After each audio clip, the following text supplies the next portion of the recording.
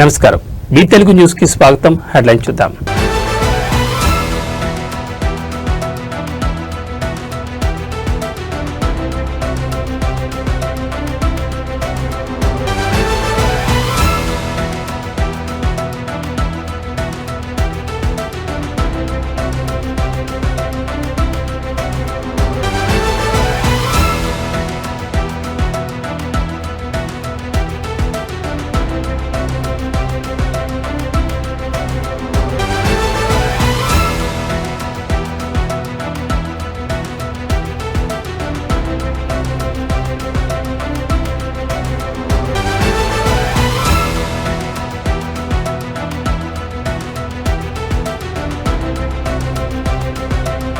ముఖ్యమంత్రి రేవంత్ రెడ్డి ఢిల్లీ పర్యటనకు బయలుదేరి వెళ్లారు. శనివారం ఉదయం శంషాబాద్ విమానాశ్రయం నుంచి ఢిల్లీకి పయనమయ్యారు.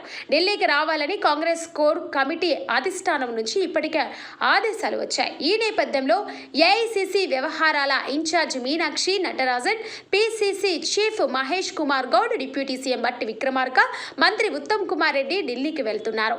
వీరంతా ఇవాళ సాయంత్రం డిసిసి అధ్యక్షుల ఎంపికపై ఏఐసిసి పెద్దలతో సమావేశం కానున్నారు. డిసిసిల ఎంపికతో పాటు జూబ్లీహిల్స్ బైపోల్, స్థానిక సంస్థల ఎన్నికలు, మంత్రివర్గ విస్తరణ, ప్రస్తుత రాజకీయ పరిణామాలపై అధిష్టానం పెద్దలతో సీఎం చర్చించనున్నట్లు సమాచారం. డిసిసిల ఎంపిక విషయంలో ఇప్పటికే రాష్ట్ర వ్యాప్తంగా పర్యటించిన 22 మంది ఏఐసిసి పరిశీలకులు 35 డిసిసి అధ్యక్షుల నియామకానికి 3 పేర్ల చొప్పున జాబితా సిద్ధం చేసి అధిష్టానానికి పంపించారు. ఈ జాబితాపై అధిష్టానం ఇవాళ తుది నిర్ణయం తీసుకోనుంది.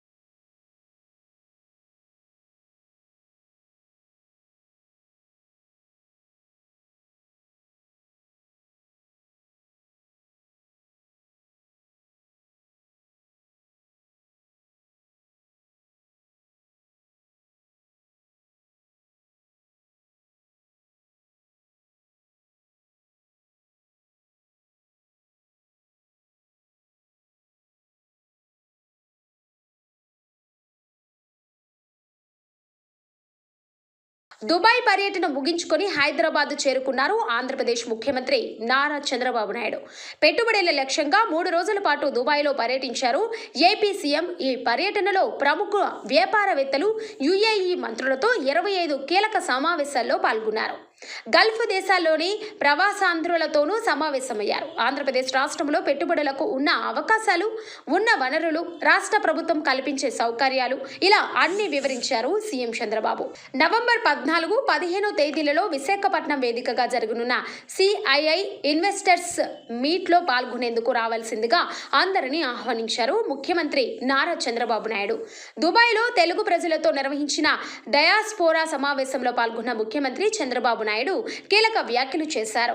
గల్ఫ్లోని UAE, Saudi Arabia, Kuwait, Oman, Bahrain, Qatar దేశాల నుంచి పెద్ద సంఖ్యలో తెలుగు ప్రజలు ఈ సమావేశానికి హాజరయ్యారు. అనంతరం ఈ కార్యక్రమాన్ని ఉద్దేశించి ముఖ్యమంత్రి చంద్రబాబు ప్రసంగించారు. ఈ కార్యక్రమంలో మంత్రులు టీజీ భరత్, బీసీ జనార్దన్ రెడ్డి తదితరులు పాల్గొన్నారు. 30 ఏళ్లుగా దుబాయ్ వస్తున్నా కానీ ఈసారి దుబాయ్లో తెలుగు ప్రజలు చూపిస్తున్న ఉత్సాహం గతంలో ఎప్పుడూ చూడలేదన్నారు. మొన్న ఎన్నికల్లో కూటమి గెలవాలని సొంత డబ్బులతో రాష్ట్రానికి వచ్చి ఓట్లు వేసి కూటమికి ఘన విజయం అందించారు. మీరు మా పైన చూపిన నమ్మకాన్ని జీవితంలో మర్చిపోలేను అన్నారు చంద్రబాబు.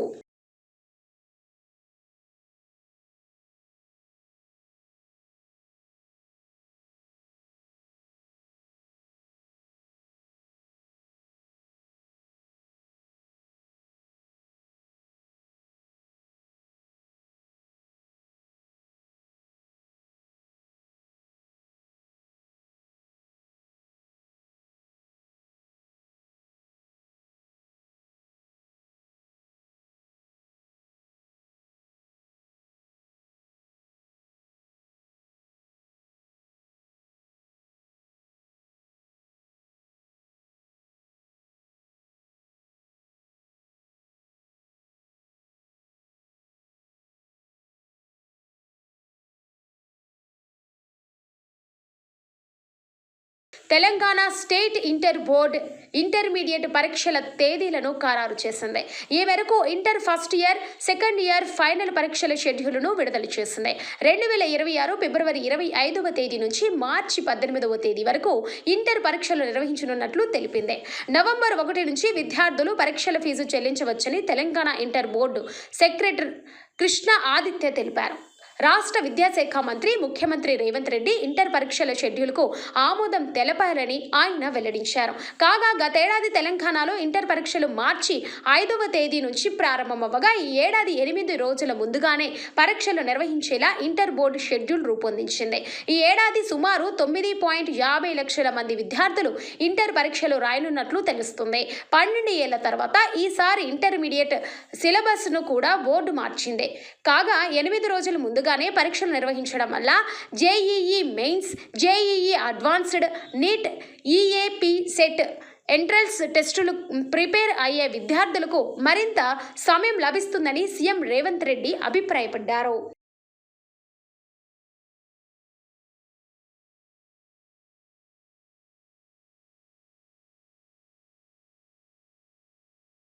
ఆంధ్రప్రదేశ్కి మరో తుఫాను ముప్పు పొంచి ఉంది. ఆగ్నేయ బంగాళాఖాతంలో కేంద్రీకృతమైంది తీవ్ర అల్పపీడనం. ఇది పశ్చిమ వాయువ్య దిశగా కదులుతూ నేడు వాయుగుండంగా రూపాంతరం చెందుతుందని, రేపు తీరం వాయుగుండంగా బలపడుతుందని అంచనా వేస్తున్నారు. ఎల్లుండికి నైరుతి ఆనుకొని ఉన్న పశ్చిమ మధ్య బంగాళాఖాతంలో తుఫాన్గా మారే అవకాశం ఉంది. దీని ప్రభావంతో ఇవాళ కోనసీమ, కృష్ణా, బాపట్ల జిల్లాల్లో అక్కడక్కడ మోస్తరు నుంచి భారీ వర్షాలు కురుస్తాయని, ప్రకాశం, నెల్లూరు, తిరుపతి జిల్లాలలో అక్కడక్కడ మోస్తరు నుంచి భారీ వర్షాలు పడతాయని, మిగతా జిల్లాలో కొన్ని చోట్ల తేలికపాటి నుంచి మోస్తరు వర్షాలు కురుస్తాయని వాతావరణ శాఖ అంచనా వేస్తుంది. అయితే ఏపీకి తుఫాను ముప్పు పొంచి ఉందని ఐఎండీ పేర్కొంది. బంగాళాఖాతంలో కేంద్రీకృతమైన తీవ్ర అల్పపీడనం పశ్చిమ వాయువ్య దిశగా నెమ్మదిగా కదులుతుంది. ఇవాళ వాయుగుండంగా, రేపు తీవ్ర వాయుగుండంగా రూపాంతరం చెందే అవకాశం ఉందని పేర్కొంది. ఇది తుఫాన్గా మారితే మెనదాగా నామకరణం చేయనుందని ఐఎండీ దీని ప్రభావంతో 5 రోజుల పాటు రాష్ట్రంలోని వివిధ ప్రాంతాల్లో విస్తారంగా వర్షాలు కురిసే అవకాశం ఉందని అమరావతి వాతావరణ కేంద్రం పేర్కొంది.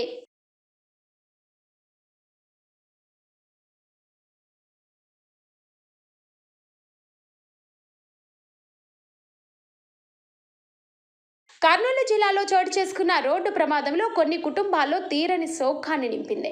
అయితే ఈ ప్రమాదంలో నిద్రలో ఉన్న వాళ్ళు నిద్రలోనే సజీవ దహనం అయ్యారు. దీంతో ఏది ఎవరి మృతదేహం అని గుర్తించడమే సవాలుగా మారిపోయింది.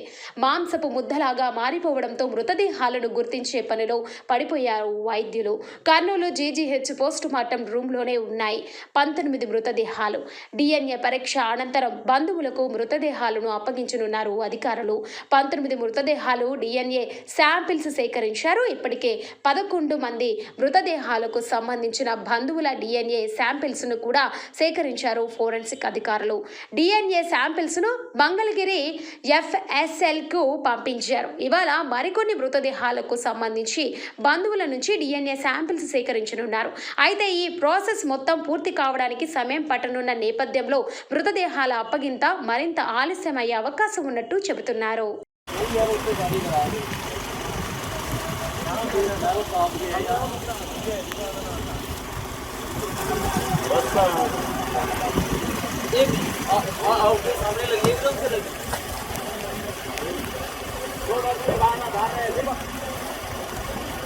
गाड़ी का सिस्टम क्या है ना, ये गाड़ी एकदम कुछ प्रॉब्लम आ जाए इसके जो नहीं पूछते हैं कोई तो प्रॉब्लम है स्लीपर का।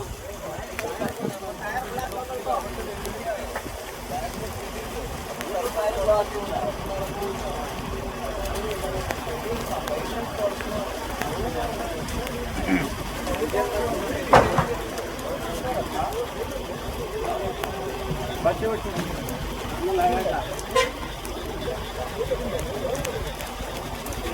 చాలా ఉన్నారు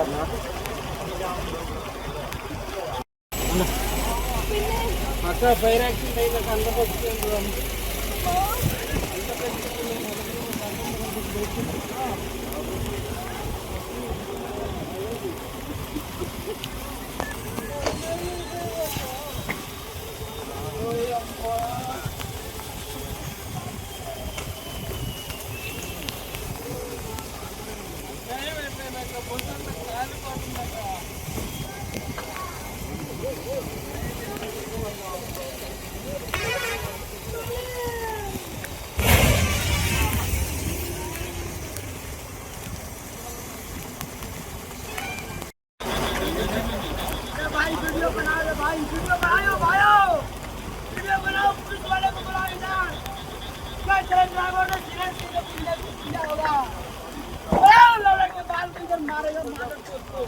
सरिया निकालो साल इसको मत पीछेगा पक्का सरिया निकालिए हम लोग का ये जान लेने वाला तो ये जान ले लो इसको पता था कि नहीं आप लेने वाला गाड़ी नहीं निकालेगा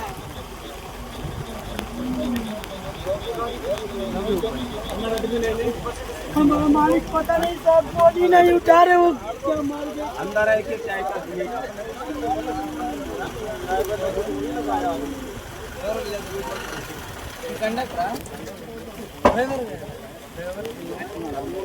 वो एसी गाड़ी है ना हाँ उसके साथ तो ये होगा अभी इंजन हीट हो गया होगा इसके लिए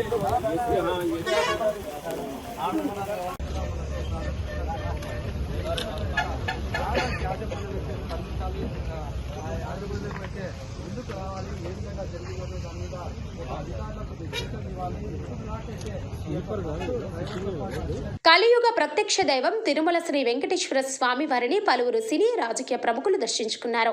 వీఐపీ విరామ సమయంలో మంత్రి నాదెండ్ల మనోహర్, సినీ దర్శకుడు మున్నా ధూళిపూడి, నిర్మాత ఇమ్మూడి నరసయ్య, అలాగే తమిళనాడు మంత్రి సివి గణేశన్ వేరువేరుగా స్వామివారి సేవలో పాల్గొని మొక్కులు చెల్లించుకున్నారు.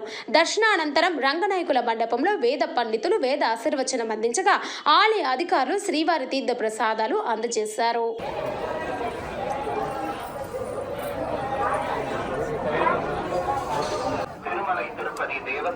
సార్ స్లోగా సార్ జాగ్రత్త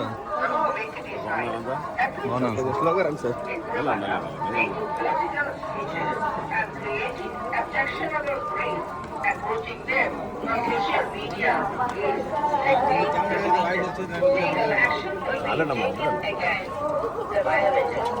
ఇతరులకి ఇబ్బంది అవుతుంది, మీకు కూడా ఇబ్బంది అవుతుంది. సార్ అన్నీ టీవీ కావాలి సార్.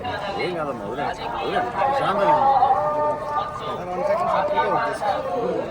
ప్రశాంతంగా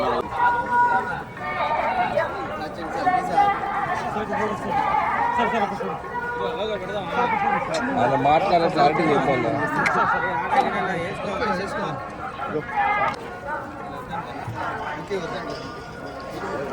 తెలుసుగా మీకు.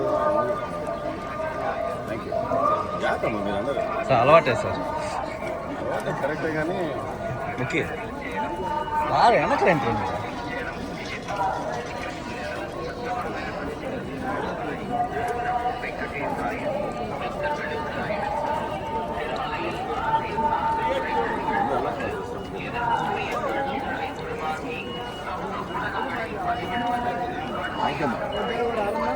థ్యాంక్స్ మీ అందరూ.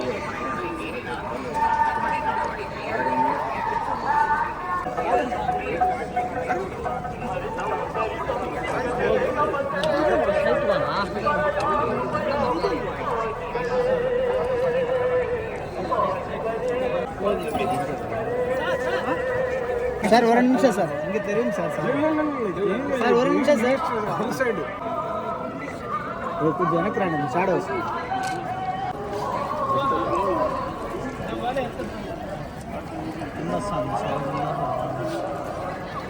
అయ్యో పాలి మర కరెస్పాండెంట్ సార్ 2 నిమిషం విజువల్ గా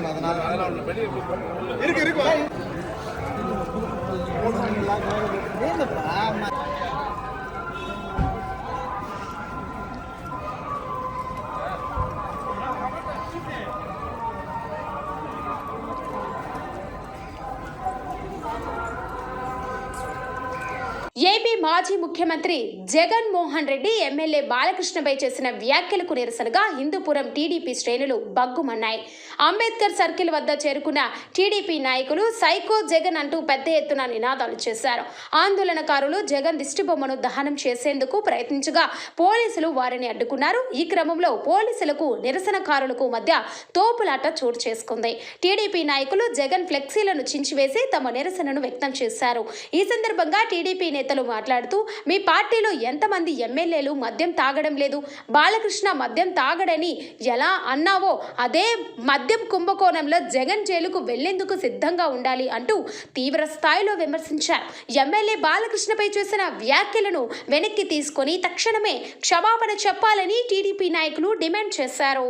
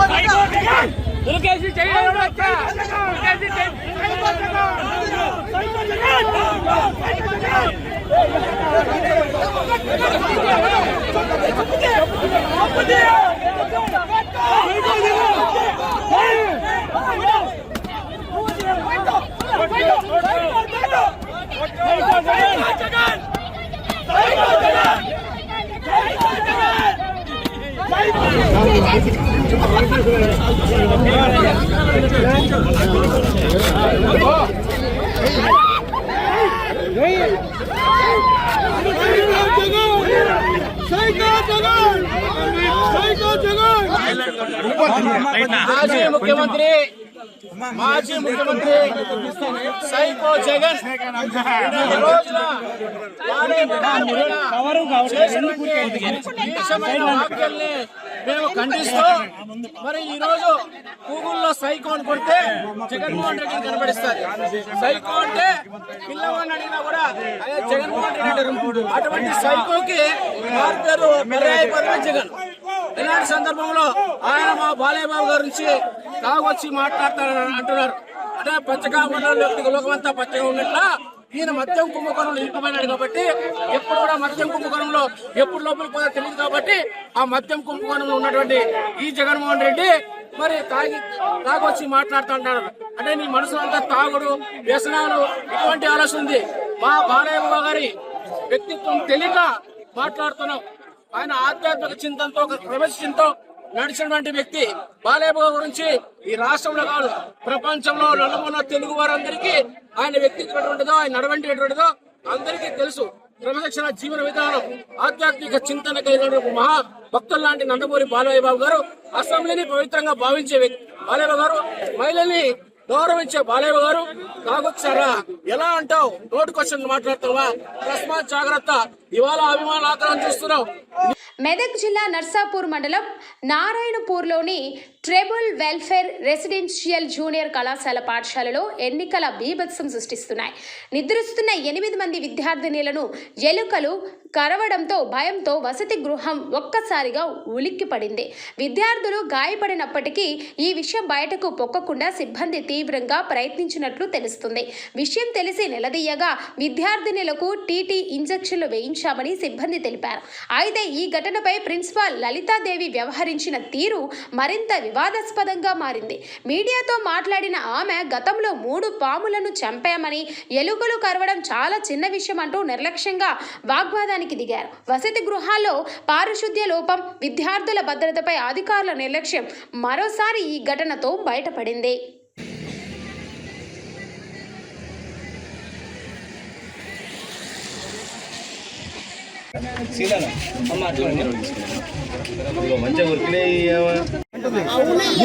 ఎలకలు కాదు నిన్న పావులే 3 చంపాము. దానికి ఎవడేం చేయాలి?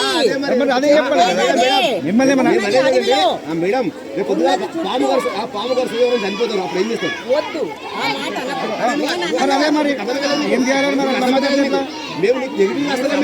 ఆ మాట ఎవరైతే చెప్పరా వేరే వాళ్ళకి చెప్పరా? అదేనండి ఎందుకు చెప్పరు?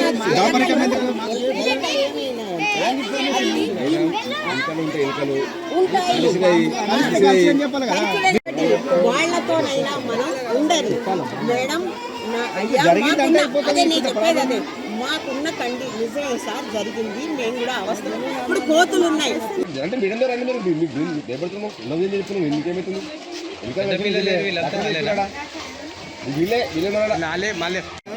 అంతేనా కాదా?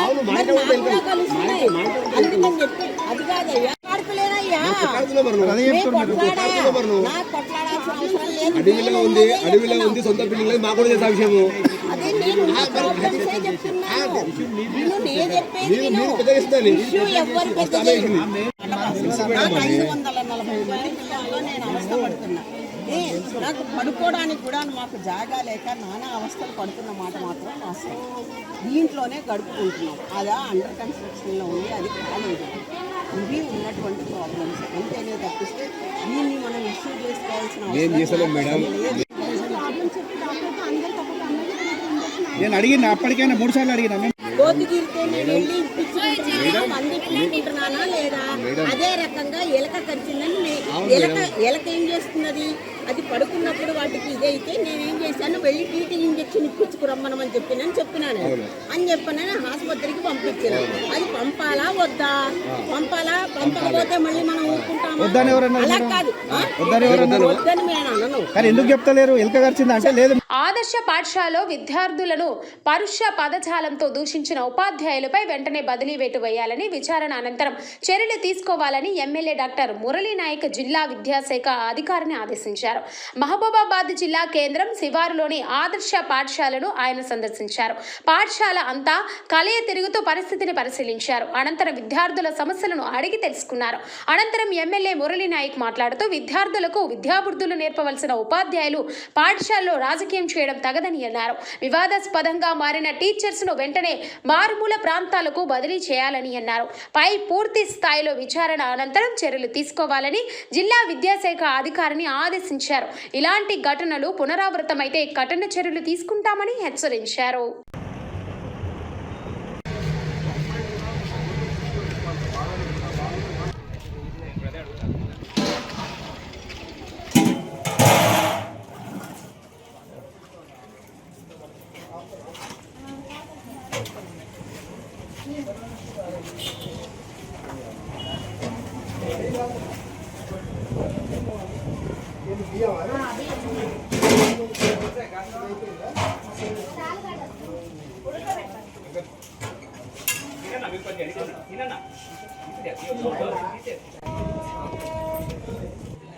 ఇప్పుడు ఈ వంటది స్లాబ్ వేసి వదిలేసింది ఎందుకు? ఇది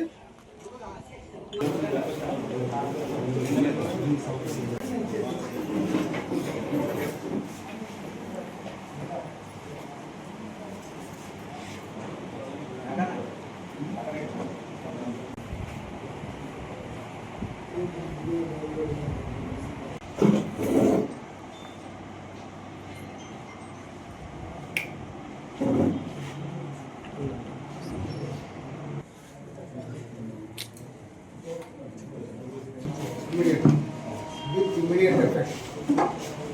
ఎవరైతే ఇష్యూ చేస్తున్నారో, ఎవరైతే ఇష్యూ చేపిస్తున్నారో ఇద్దరిని బయటకు పంపించారు. ఎక్కడ మారుమూల గంగారం లాంటి ప్లేస్కి బస్సు సౌకర్యం లేని ప్లేస్ పంపించిన వారికి కలెక్టర్ గారితో మాట్లాడి ఇవాళ సాయంత్రం కల్లా మనం ఇక్కడ ఉండేది పిల్లల భవిష్యత్తు చూడడానికి, మన పిల్లలు మన సొంత ఇంటి పిల్లలాగా చూసుకోవాలి. మనం అలాంటిది కావాలని వాళ్ళ పోస్ట్ ఒకరి మీద ఒక అలిగేషన్ వేసుకొని దాదాపు 1 month నుంచి స్కూల్ సరిగ్గా పనిచేయట్లా. టీచర్స్ మధ్యలో గొడవ అంత నాట్యం చేస్తున్నారు. మీరు కలెక్టర్ గారితో డిస్కస్ చేసి నా స్టాండింగ్ ఆర్డర్ అనుకోండి, కలెక్టర్ గారితో డిస్కస్ చేసి ఎవరైతే ఇద్దరు కొట్లాడ పెట్టుకునే టీచర్స్ వాళ్ళకి ఫస్ట్ అండ్ ఫార్మోస్ట్లీ వాళ్ళిద్దరిని ఎటువంటి ప్లేస్లో అంటే ఒక 5 కిలోమీటర్ల నుంచి బస్సు ఎక్కేటట్టు ప్రొవిజన్ పెట్టండి. దీని మీద ఎంక్వైరీ చేసి పనిష్మెంట్ తర్వాత ఫస్ట్ అయితే వాళ్ళిద్దరిని ఇక్కడి నుంచి ట్రాన్స్ఫర్. ఈ దెబ్బతోటి ఇక్కడ మొత్తం సెపరేట్ కావాలా. మళ్ళీ నేను మండే వస్తాను ఇక్కడికి. మండే కల్లా 2 టీచర్స్ ఇక్కడ ఉండదు. మీరు ఎంక్వైరీ చేయండి. ఎంక్వైరీ చేసి ఇద్దరిని రిమోటెస్ట్ విలేజెస్ పంపించేసి మిగతా టీచర్స్ భయం ఉండాలి. మనం జీతం తీసుకుంటున్నాం, మీరు కష్టపడి ఈ స్థాయికి వచ్చింది, ఉద్యోగాలు చేస్తూ ఉన్నారు. కాంపిటీషన్లో వచ్చింది. మన ప్రభుత్వం ఉద్యోగస్తులు ఫస్ట్ ప్రయారిటీ ఇచ్చి మొదటి తారీఖు 2వ తారీఖులో జీతాలు ఇస్తుంది.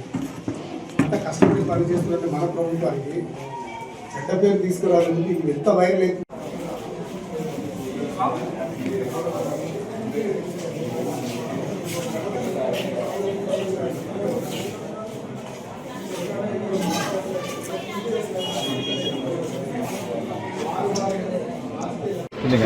అనంతరం మోడల్ స్కూల్లో గత 10 రోజులుగా ఒక టీచర్ ఒక అమ్మాయిని హరాస్ చేస్తున్నాడు, ఇబ్బంది పెడుతున్నాడని చెప్పేసి కొన్ని వార్తలు రావడం, వాస్తవాలు తెలుసుకోవడానికి ఈరోజు ఈ అనంతరం మోడల్ స్కూల్కి రావడం జరిగింది. నాతో పాటు గౌరవ డిఈఓ గారు కూడా ఇక్కడే ఉన్నారు. ఏది ఏమైనా ఇక్కడున్నటువంటి టీచర్స్ మధ్యలో సఖ్యత లేకుండా ఒక టీచర్ ట్రాన్స్ఫర్ అయ్యిందని చెప్పేసి ఆయన ఇదే ప్లేస్లో పని చేయాలని చెప్పేసి పిల్లలతోటి ఏదో ఒక రకంగా మనల్ని హరాస్ చేస్తున్నాడని చెప్పిస్తే ఆ వచ్చిన టీచర్ని బయటకు పంపించాలనే ఉద్దేశమో ఏదో తెలియదు. కానీ అంటే ఇద్దరు టీచర్లు చేస్తున్నటువంటి రాజకీయ నాటకంతో పిల్లల్ని ఎరగా వాడుకొని, విద్యార్థులను ఎరగా వాడుకొని వాళ్ళ సొంత లాభాలతోటి పబ్బం గడపడం చూస్తూ ఉన్నారు.